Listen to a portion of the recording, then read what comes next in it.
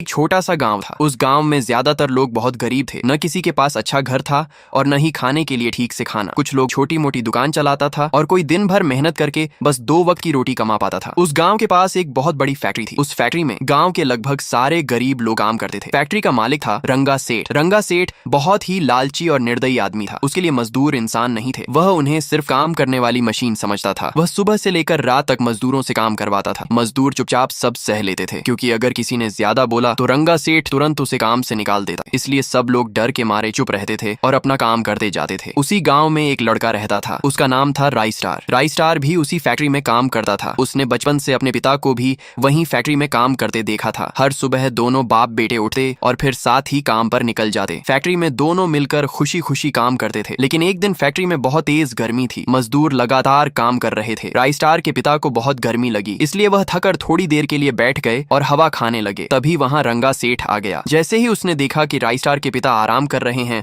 वह गुस्से से पागल हो गया। उसने गुस्से में आकर राइस्टार के पिता को सबके सामने जोर से मारा और कहा, काम करने के पैसे मिलते हैं, यहाँ बैठने के नहीं। राइस्टार से यह सब देखा नहीं गया। उसका खून खौल उठा। उसने पास पड़ा एक बड़ा डंडा उठाया और रंगा सेठ को जोर से मार दिया। रंगा सेठ दूर जाकर गिर पड़ा। फिर राइस्टार ने पहली बार उसकी आंखों में आंखें डालकर कहा, हम गरीब जरूर हैं, लेकिन तुम्हारे बाप के नौकर नहीं। फैक्ट्री में एकदम सन्नाटा छा गया। सारे मजदूरों के चेहरों पर एक अजीब सी मुस्कान आ गई। रंगा सेठ गुस्से से लाल हो गया और चिल्लाया, सालों, मुझे मारते हो, निकल जाओ मेरी फैक्ट्री से। राइस्टार चुपचाप अपने पिता के साथ फैक्ट्री से बाहर निकल गया। रास्ते में चलते हुए उसके पिता अचानक रुक गए और बोले, क्या जरूरत थी उसे मारने की? राइस्टार ने कहा, तो क्या करता, आपको मार खाते हुए देखता। यह सुनकर उसके पिता की आंखों में आंसू आ गए। राइस्टार ने पहली बार अपने पिता को इस तरह रोते हुए देखा था। उन्होंने धीरे से कहा, गरीब लोगों की कोई इज्जत नहीं होती बेटा, हम लोग सिर्फ मजदूरी करने के लिए पैदा हुए हैं। पिता की यह बात राइस्टार के दिल पर लग गई। उस रात वह सो नहीं पाया, बस रोता रहा। अगली सुबह जब वह उठा तो उसने देखा कि उसके पिता की हालत बहुत खराब है। वह तुरंत उन्हें अस्पताल ले गया, लेकिन डॉक्टर ने कहा, बहुत ज्यादा मेहनत करने की वजह से ये बहुत कमजोर हो चुके हैं। राइस्टार धीरे से कमरे के अंदर गया। उसके पिता उसका इंतजार कर रहे थे। उन्होंने कहा, बेटा, मुझे तुमसे एक बात कहनी है। राइस्टार बोला, बोलिए पिताजी। उन्होंने कहा, बहुत साल पहले गांव से कुछ दूर मेरी भी एक फैक्ट्री हुआ करती थी, लेकिन एक दिन अचानक वहां आग लग गई। उस आग में बहुत सारे लोगों के साथ तुम्हारी माँ भी जलकर मर गई। कुछ देर चुप रहने के बाद उन्होंने कहा, वह फैक्ट्री आज भी वहीं खड़ी है। मैं चाहता हूँ कि तुम उसे फिर से पहले जैसा बना दो। राइस्टार के चेहरे पर उदासी थी, लेकिन उसके दिमाग में एक बड़ा सपना जन्म ले चुका था। कुछ ही दिनों में उसने उस पुरानी फैक्ट्री की मरम्मत करवाई, नई नई मशीनें लगवाई और उसे फिर से पहले जैसा बना दिया। फिर उसने रंगा सेठ की फैक्ट्री के सारे मजदूरों को अपनी फैक्ट्री में बुला लिया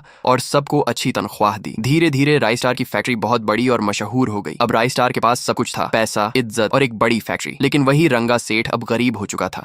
भाई वीडियो बढ़िया लगा तो भाई सब्सक्राइब जरूर कर देना भाई, कमेंट भी करना भाई कैसा लगा है कैसा नहीं भाई।